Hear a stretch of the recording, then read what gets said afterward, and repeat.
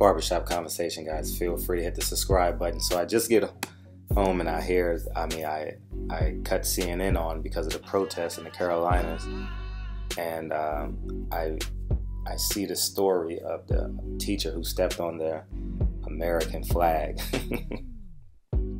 You know, it reminds me of when I was a school teacher.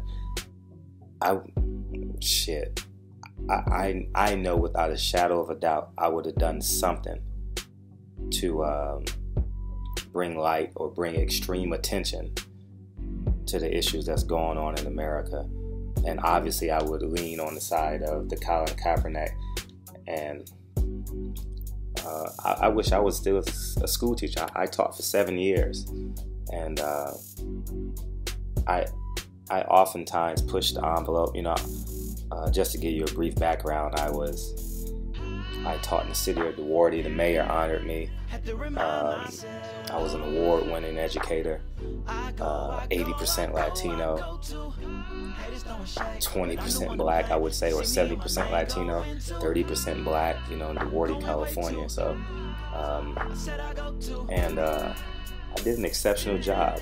You know, my 5th, 6th, and 7th year as a teacher, I thought I was the best teacher in the world, man.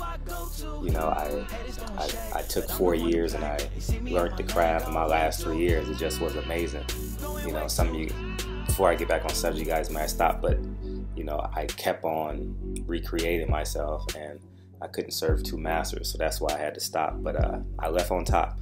But I said all that to say I can relate to what this teacher is doing. You know, young black teacher, he looks like probably late 20s, early 30s, and he wants to make an impact on his students.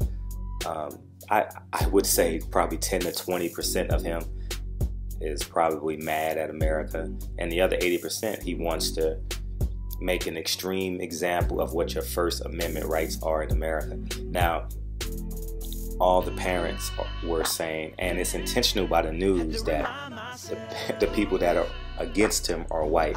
Those subliminal, subtle messages are very apparent. But one of the biggest reasons I want to say North Carolina, right? In South Carolina, just up until a few years ago, the Confederate flag was waving high and mighty on the state capitol. So they have some race relation issues that they need to take care of themselves. So it's kind of them calling the kettle black. Is that the flag that America fought for as well? Right? You get what I'm saying? So what's the value in the flag if the Confederate flag just a couple years ago was waving from the state capitol in South Carolina? That was the same flag. Remember, we went from 13 stars on the flag to 50 stars on the flag. Now,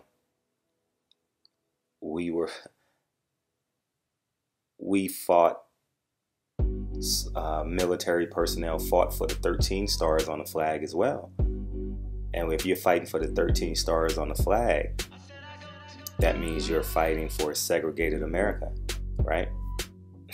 So when people say that they're fighting for a flag, remember, 2 of the 3 flags we've had in America have been abolished.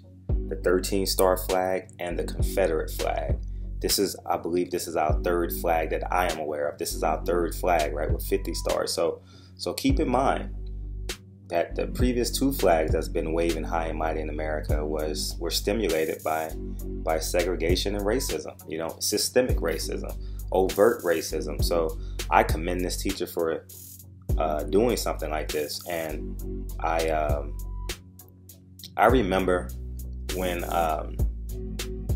I was a school teacher before I got into boxing and all that, I spent Cinco de Mayo weekend with my kids, and I would tell them that, you know, you're celebrating Cinco de Mayo is not Mexican. I had to really teach my kids that Cinco de Mayo wasn't Mexican Independence Day.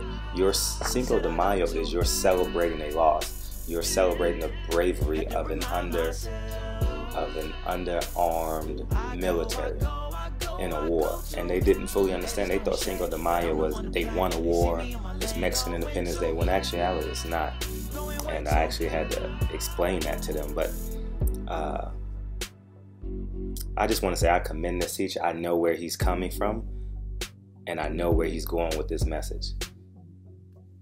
And I'm glad that it is making household noise and it's on World Star, it's on CNN. It deserves it. We give that flag power. And this is our third flag in America, and the first two are not being waved anymore. So anyhow, to that teacher, I commend you.